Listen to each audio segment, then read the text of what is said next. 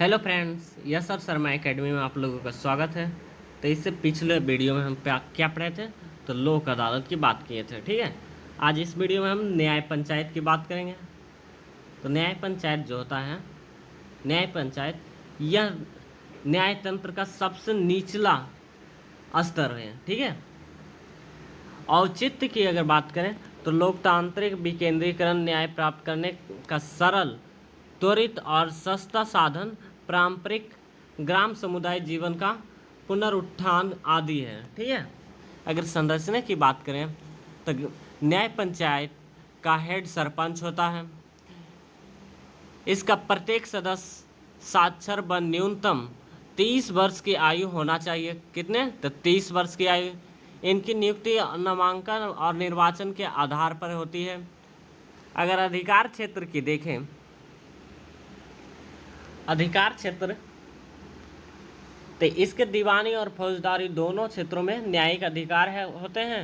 सामान्य फौजदारी मामले जैसे कि सामान्य नुकसान, चोरी आदि को कम आर्थिक सीमा वाले दीवानी मामले हैं। ठीक है, अगर इसकी विशेषताएं की बात करें ग्राम पंचायत की, न्याय पंचायत की, तो न्याय पंचायत में जिस प्रक्रिया का पालन किया जाता है वो बहुत सरल और अनौपचारिक होती है। कानूनी संहिताएं जैसे कि सिविल प्रक्रिया संहिता, दंड प्रक्रिया संहिता और भारतीय साक्ष्य अधिनियम लागू होते हैं। तीसरा, न्यायालयों के विपरीत इनके पास मामले की जांच करने की भी शक्ति होती है। और चौथा, अपनी अवमानना होने पर दंडित करने का अधिकार। और चौथा क्या है, वकीलों की आवश्यकता नहीं होती है। अगला, ठीक है,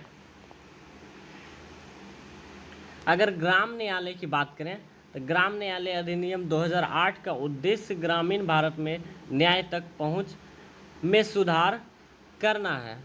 ग्राम न्यायालय को जिले में प्रत्येक पंचायत के लिए या मध्यवर्ती स्तर पर पंचायत के समूह के लिए स्थापित किया जाता है।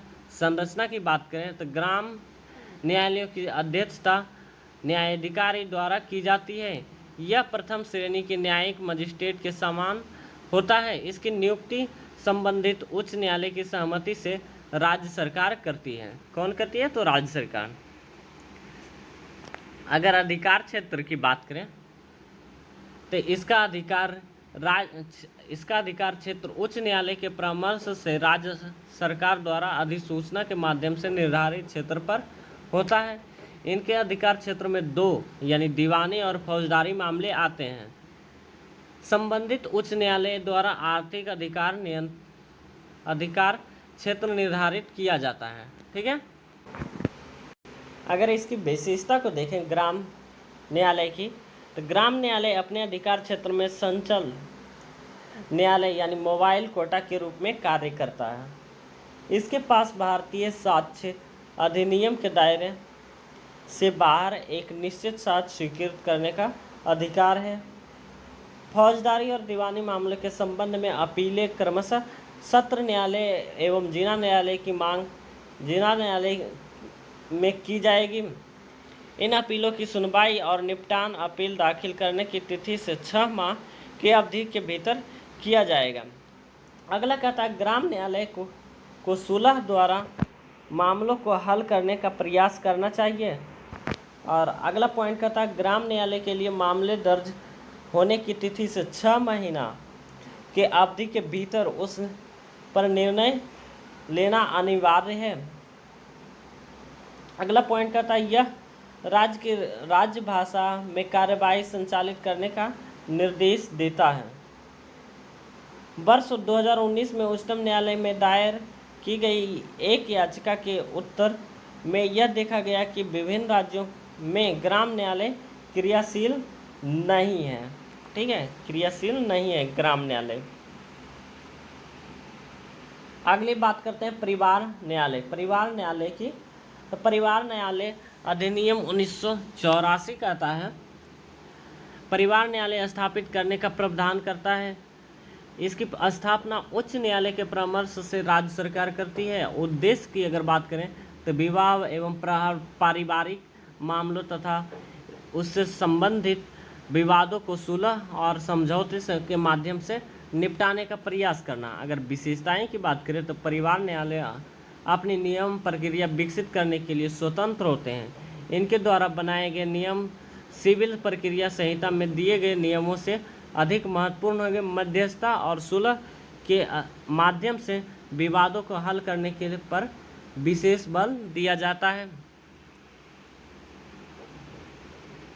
न्यायिक प्रक्रिया और विभिन्न एडीआर प्रक्रिया के बीच अगर तुलना देखें तो न्यायिक प्रक्रिया कहता है यह एक ऐसी न्याय प्रक्रिया है जिसमें कोई तीसरा पक्ष मतलब न्यायाधीश या अन्य प्राधिकरण निर्णय लेता है। अगर आर्बिट्रेशन की अगर बात करें तो यह एक अर्ध न्यायिक प्रक्रिया है। इसमें न्यायालय या पक्षों द्वारा नियुक्त मध्यस्थ दोनों के पक्षों के बीच में विवाद का समाधान करता है। मीडिएशन की बात करें तो यह एक न्याय प्रक्रिया नहीं है, यह एक बातचीत प्रक्रिया मध्यस्थता इस प्रक्रिया को सुगम बनाता है। पक्ष सीधे तौर पर अपने विवाद के समाधान में प्रतिभागी बनते हैं और समझौते की शर्तें को निश्चित करते हैं। ठीक है। अगर न्यायिक प्रक्रिया की बात करें तो प्रक्रिया और निर्णय प्रासंगिक कानून के प्रावधान द्वारा शासित, सीमित और नियंत्रित होते हैं। आर्बिट्रेशन की बात करें तो प्रक्रिया एवं न्याय निर्णय मध्यस्थता और सुलह अधिनियम 1986 के प्रावधान द्वारा से शासित, सीमित व नियंत्रित होते हैं। और मीडिएशन की बात करें तो प्रक्रिया और निर्णय संबंधी प्रावधान द्वारा शासित, सीमित और नियंत्रित नहीं होते, इसीलिए इसमें स्वतंत्रता और नम्यता की संभावना होती है। न्यायिक प्रक्रिया सभी न्याय जो होती है निर्णय सभी पक्षों के लिए बाध्यकारी होता है। आर्बिट्रेशन की अगर बात करें तो मध्यस्थता में दोनों पक्षों पर बाध्यकारी होता है। मीडिएशन की बात करें तो बाध्यकारी निर्णय पर तभी पहुंच जाता है जब दोनों पक्ष आपसी सहमति से करार पर न पहुंच जाएं। न्यायिक प्रक्रिया पक्षों की निजी उपस्थिति की या सक्रिय भागीदारी की हमेशा जरूरत नहीं होती। आर्बिट्रेशन की अगर बात करें तो पक्षों की निजी उपस्थिति या सक्रिय भागीदारी की हमेशा जरूरत नहीं होती है। और मीडिएशन की बात करें तो पक्षों की निजी उपस्थिति या सक्रिय भागीदारी की उपस्थिति हमें आवश्यक होती है। ठीक है। न्यायिक प्रक्रिया कहता है लोगों के सामने औपचारिक कार्यवाही होती है, साथ ही कठोर प्रक्रियात्मक चरणों का पालन किया जाता है। निर्णय के विरुद्ध अपील किया जा सकता है। ठीक है। और आर्बिट्रेशन की बात करें तो व्यक्तिगत तौर पर औपचारिक कार्रवाई होती है, सख्त प्रक्रियात्मक चरण का पालन किया जाता है, निश्चित आधारों पर निर्णय को चुनौती दी जा सकती है। ठीक है।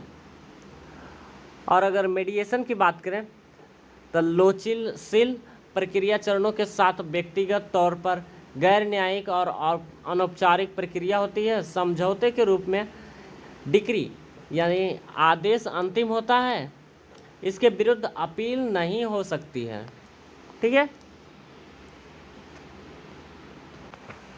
अगर मीडिएशन या मध्यस्थता की बात करें तो ऐच्छिक प्रक्रिया होती है और सुलह में ऐच्छिक प्रक्रिया और लोक अदालत में भी ऐच्छिक प्रक्रिया। और इसमें मीडिएशन में देखें तो मध्यस्थता निष्पक्ष तीसरा पक्ष होता है, सुलह में सुलहकर्ता निष्पक्ष तीसरा पक्ष होता है और लोक अदालत में सुलहकर्ता निष्पक्ष तीसरा पक्ष होता है। ठीक है। मीडिएशन में वकील की सेवाएं उपलब्ध होती हैं, सुलह में भी वकील की सेवाएं होती है और लोक अदालत में भी वकील की सेवाएं। ठीक है। यानी ये तीनों सेम। ठीक है। अगर मीडिएशन की बात करें तो इसका कार्य मुख्य रूप से सुविधाजनक होता है। क्या होता है? सुविधाजनक। और सुलह में सुलहकर्ता के कार्यों का मध्यस्थता को सुविधाजनक कार्य से अधिक सक्रिय होती है और लोक अदालत में पीठासीन अधिकारी का कार्य झगड़ा सुलझाना होता है। और मीडिएशन की बात करें तो मध्यस्थता के लिए मामले को संदर्भित करने हेतु पक्षों को सहमति अनिवार्य नहीं होती है। और सुलह में सुलभ अधिनियम 1996 के तहत मामला संदर्भित करने के लिए पक्षों की सहमति का अनिवार्य होती है। और लोक अदालत की देखें तो लोक अदालतों के मामलों के संदर्भित करने के लिए पक्षों की सहमति अनिवार्य भी नहीं होती है। मीडिएशन की बात करें तो सिविल प्रक्रिया संहिता 1908 द्वारा विनियमित होता है और निर्णय के विरुद्ध अपील नहीं की जा सकती है और पक्ष सक्रिय और प्रत्यक्ष से शामिल किए जाते हैं और गोपनीयता इसकी मुख्य विशेषता होती है। और सुलह की बात करते हैं तो मध्यस्थम और सुलह अधिनियम 1996 द्वारा शामिल विनियमित होता है और डिक्री या आदेश के विरुद्ध अपील नहीं की जा सकती और पक्ष सक्रिय और प्रत्यक्ष रूप से शामिल होते हैं और गोपनीयता इसकी मुख्य विशेषता है। ठीक है, इसकी भी गोपनीयता मुख्य विशेषता है। और लोक अदालत की बात करें तो विधिक सेवा प्राधिकरण अधिनियम 1987 द्वारा विनियमित होती है और निर्णय के विरुद्ध अपील नहीं की जा सकती। इसका निर्णय के विरुद्ध अपील नहीं की जा सकती और लोक अदालत में पक्ष सक्रिय और प्रत्यक्ष रूप से शामिल नहीं होते हैं और गोपनीयता नहीं रखी जाती है। ठीक है, इसमें गोपनीयता नहीं रखी जाती है। ठीक है फ्रेंड्स, अब अगला बात करते हैं वाणिज्यिक न्याय। ठीक है, इकोनॉमिकल।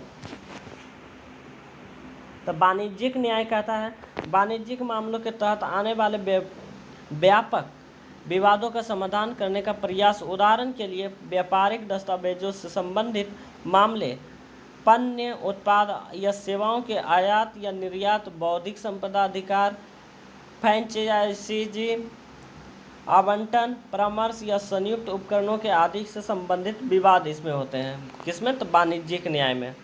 तो वाणिज्यिक न्याय कहता है वाणिज्यिक न्याय उच्च न्यायालय, वाणिज्यिक प्रभाग और वाणिज्यिक अपील प्रभाग अधिनियम 2015 बना। यह अधिनियम जिला स्तर पर वाणिज्यिक न्यायालय, उच्च न्यायालय में एक वाणिज्यिक प्रभाग जिसके कुछ साधारण मूल क्षेत्र अधिकार होंगे और वाणिज्यिक अपील प्रभाग के गठन करने का प्रावधान करता है। अगर वाणिज्यिक अपील प्रभाग न्यायालय की अगर देखें तो इसको दो भागों में बांटा गया है। उच्च न्यायालय का वाणिज्यिक प्रभाग जो कि कुछ साधारण मूल्य क्षेत्राधिकार और वाणिज्यिक न्यायालय। ठीक है, वाणिज्यिक अपीली प्रभाग का गठन प्रत्येक उच्च न्यायालय के मुख्य न्यायाधीशों द्वारा किया जाता है। इसकी अध्यक्षता 2 न्यायाधीश के पीठ करेंगी। यह वाणिज्यिक न्यायालय और वाणिज्यिक प्रभाग से अपील सुनेंगे। ठीक है फ्रेंड्स, तो ठीक है फ्रेंड्स, आज हम लोग यहीं पर रहने देते हैं। कल हम बात करेंगे वाणिज्यिक न्यायालय का पदानुक्रमण। ठीक है, तो हमारे चैनल को लाइक, सब्सक्राइब और कमेंट करें। और ये इम्पोर्टेंट टॉपिक है, पंचायत न्यायालय, ग्राम न्यायालय और परिवार न्यायालय, वाणिज्यिक न्यायालय, ये सब। ठीक है।